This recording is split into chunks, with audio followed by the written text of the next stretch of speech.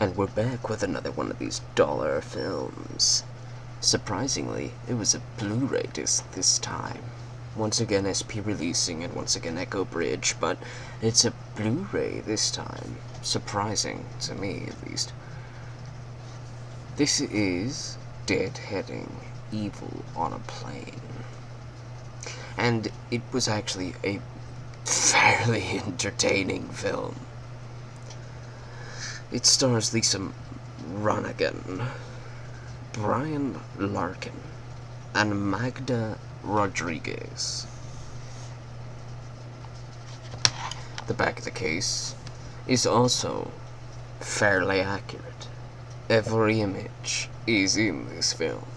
This person's in it, this person's in it, this person's in it, and this person's in it. The premise, the little back of the box jingle, is also accurate. I am very surprised. There is nothing about this film that feels like clickbait outside of the front cover. While this is Lisa Ronigan and she is in the film, there is no plane crash. The plane does not crash.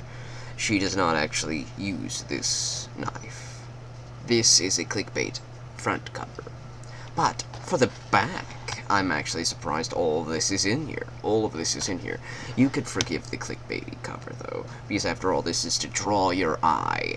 And that's what a cover's supposed to do. It's supposed to draw your eye so you can pick it up and grab it to watch. And also, surprisingly, for a dollar film, brand new, it was a Blu-ray and DVD combo. But of course the inside has nothing except just the discs, of course. So, and you could tell when you have an Echo Bridge film, because the barcode is always on the disc too. Which is funny to me, at least. We opened this film with a flight attendant who is absolutely sick of her humdrum day-to-day long shift job. She has to deal with coach people. And if you know who coach people are, if you've ridden coach and you've felt so claustrophobic, 3-row seats with 3 people, all this just nonsense in coach, you can imagine that the flight attendants who have to deal with that stuff on a daily basis might also feel a little bit on edge after a while. You could tell that she's been doing this for a while, and she is absolutely sick of playing actor, dealing with these people. After a long weekly flight to London, she spends the night at a hotel, and she's done with everybody. She starts to get to drink a lot. She goes to the bar, drinks even more, and she meets a stranger. A stranger and her hit off, and they drink a lot. They bond. But she has a husband at home, and she's just looking for a way to pass the time. She's not looking to sleep with this man, she's just looking for a drinking buddy. But the other man, he's a little bit more lonely. So, he's coming on to her rather strongly. Needless to say, one thing leads to another, and the two are in her hotel room. And the hotel room is where we spend the bulk of the film. And there's a lot of good sound in this film. If you know what ASMR is, that's the kind of thing. The sound effects on everything, from the crinkle of a bag to the slicing of a slab of steak. Every sound is heard. And it's very pleasing. It's very pleasing. So she wakes up the following morning to find she's covered in blood, and the stranger is dead next to her. She has no memory of whatever happened last night. After all, she had been drinking a fair bit. So now she's freaking out, wondering what to do with the body, and wondering how to get rid of the body, and all the evidence, and all that stuff. And then she just immediately gets to work. She starts to move the body, declothe it of all clothing, put it into the shower, and then she removes the sheets, bleaches the floors, gets all the blood everywhere out. She cleans herself off. And then she gets some new sheets from the cleaning lady. She gets some bleach, she gets some soap, and it's just a long, lengthy crime scene cover-up film. It's just, that's the bulk of the film, her trying to cover her tracks, trying to make this man literally disappear.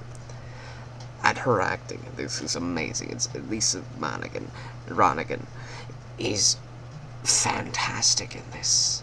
Fantastic. I have no faults with her at all. She deserves an award for her performance in this. I really enjoyed it. After she has done everything that she can think of to get rid of all the evidence, she forgets this one thing. And we know what it is. If we paid attention and we watched the film as meticulously as she attempted to clean up this crime scene, we will have noticed what she had forgotten. When she cleaned up all of the sheets, she placed it into a little suit bag.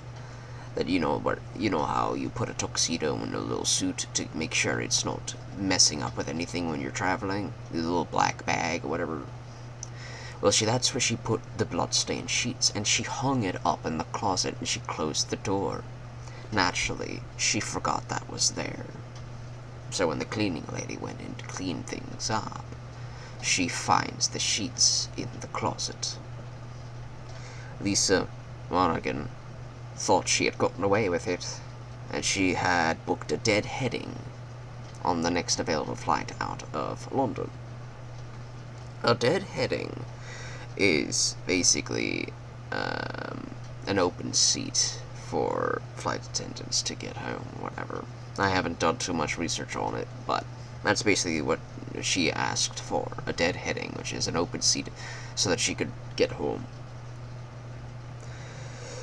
Well, the sheets were found by the cleaning lady, and she was apprehended by the FBI at the end of the film.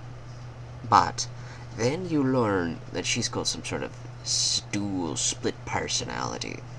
And this split personality comes out when she's in trouble.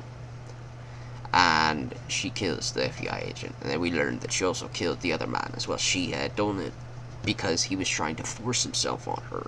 And so she went into fight or flight mode, and this other side of her that's far more violent comes out. And basically kills the other man, the stranger, and then this other side of her also kills the FBI agent. So we basically open with her on the plane realizing that she basically did it again.